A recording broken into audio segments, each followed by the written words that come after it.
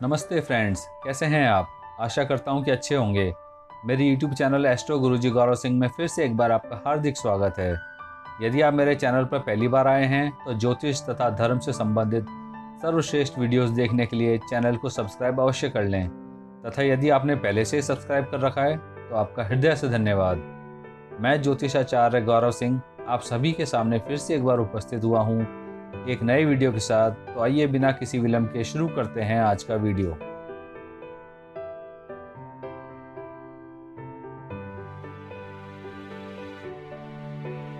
आज के वीडियो का विषय है घर का निर्माण प्रारंभ करते समय ध्यान देने वाली सावधानियां, भाग 2। मित्रों, पिछले वीडियो में मैंने आपके साथ वास्तुशास्त्र से संबंधित एक अति महत्वपूर्ण विषय पर जानकारी साझा की थी, जिसे आप लोगों ने काफ़ी पसंद भी किया। आज मैं उसी विषय का दूसरा भाग लेकर आया हूँ। तो चलिए बिना किसी विलंब के प्रारंभ करते हैं आज का वास्तुशास्त्र के ऊपर एक और अति विशेष वीडियो। आप सबसे बस यही अनुरोध है कि आपने अभी तक मेरा चैनल एस्ट्रो गुरुजी गौरव सिंह सब्सक्राइब नहीं किया है तो तुरंत सब्सक्राइब कर लीजिए तथा साथ ही साथ इस वीडियो को लाइक तथा अपने परिजनों एवं मित्रों के साथ शेयर अवश्य कर दीजिए, क्योंकि मैं बहुत ही मेहनत तथा उत्साह के साथ आपके लिए वीडियोस लेकर आता हूँ तथा आपका एक लाइक और शेयर मेरे मनोबल को कई गुना बढ़ा देता है। घर के निर्माण का शुभारंभ करने के समय की कुंडली में यदि लग्न में सूर्य बैठे हों तो उस घर पर बिजली गिरती है तथा उस समय यदि लग्न में चंद्र बैठे हों तो निश्चित तौर पर अन्न धन की हानि होती है तथा उस समय यदि लग्न में मंगल बैठे हों तो मृत्यु होती है तथा उस समय यदि लग्न में शनि बैठे हों तो ऐसे घर में दरिद्रता आती है तथा उस समय यदि लग्न में गुरु बृहस्पति बैठे हों तो गृह स्वामी को धर्म, अर्थ तथा काम तीनों की प्राप्ति होती है।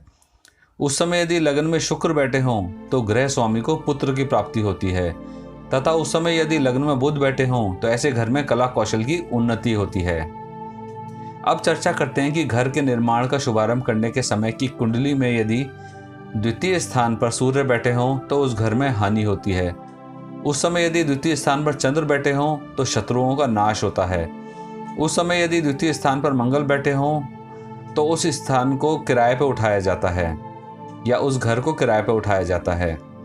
तथा यदि उस समय द्वितीय स्थान पर शनि बैठे हों तो ऐसे घर में हर कार्य में विघ्न पड़ते हैं। उस समय यदि द्वितीय स्थान पर गुरु बृहस्पति बैठे हों तो उस घर में धर्म की वृद्धि होती है। उस समय यदि द्वितीय स्थान पर शुक्र बैठे हों तो उस घर में सदैव आनंद, मंगल तथा मनोविनोद रहता है। तथा वहीं उस समय यदि द्वितीय स्थान पर बुध बैठे हों तो वो घर धन तथा संपत्ति से युक्त होता है।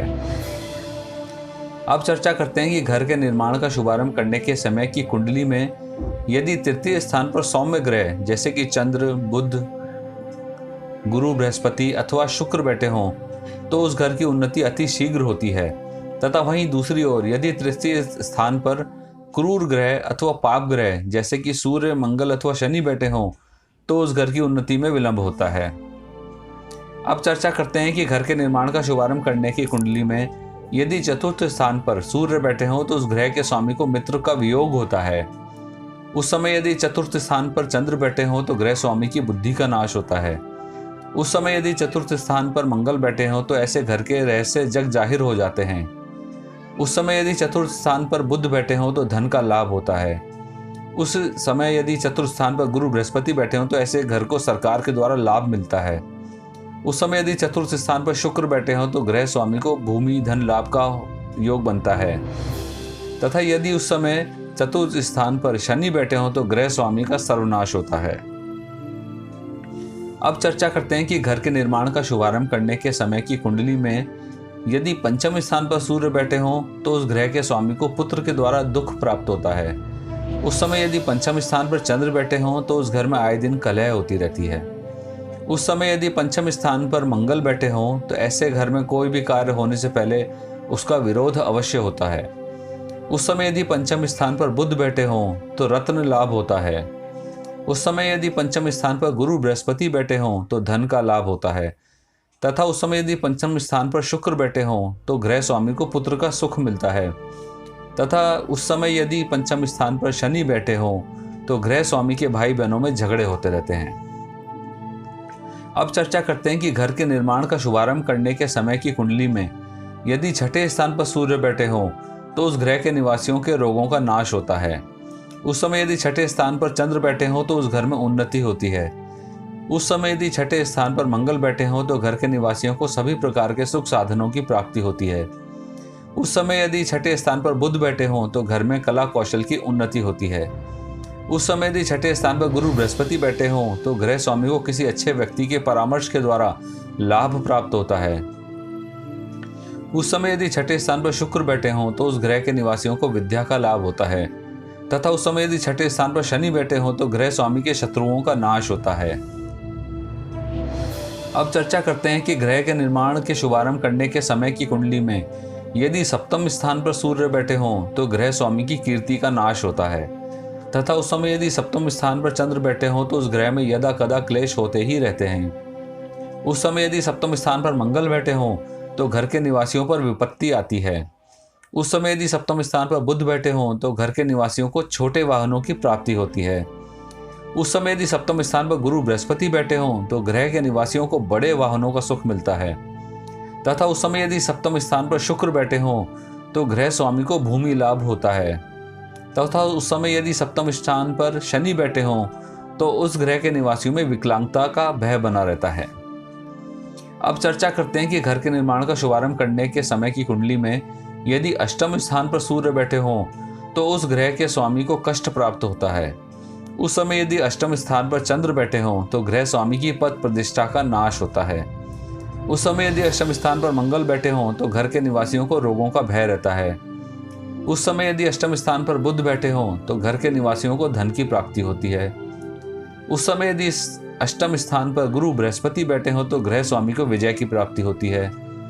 उस समय यदि अष्टम स्थान पर शुक्र बैठे हों तो उस ग्रह के निवासियों को आपस में मनमुटाव रहता है। उस समय यदि अष्टम स्थान पर शनि बैठे हों तो उस ग्रह के निवासियों में रोगों का भय बना रहता है। अब चर्चा करते हैं कि ग्रह के निर्माण का शुभारंभ करने के समय की कुंडली में यदि नवम स्थान पर सूर्य बैठे हों तो उस ग्रह में धर्म की हानि होती है।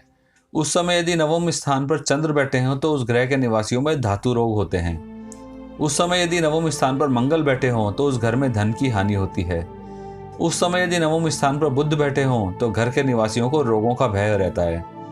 उस समय यदि नवम स्थान पर गुरु बृहस्पति बैठे हों तो उस ग्रह के निवासी विद्या, भोग तथा स्वागत सत्कार में अच्छे होते हैं तथा उस समय यदि नवम स्थान पर शुक्र बैठे हों तो गृह स्वामी को सफलता प्राप्त होती है तथा उस समय यदि नवम स्थान पर शनि बैठे हों तो उस ग्रह के निवासी अधर्मी होते हैं।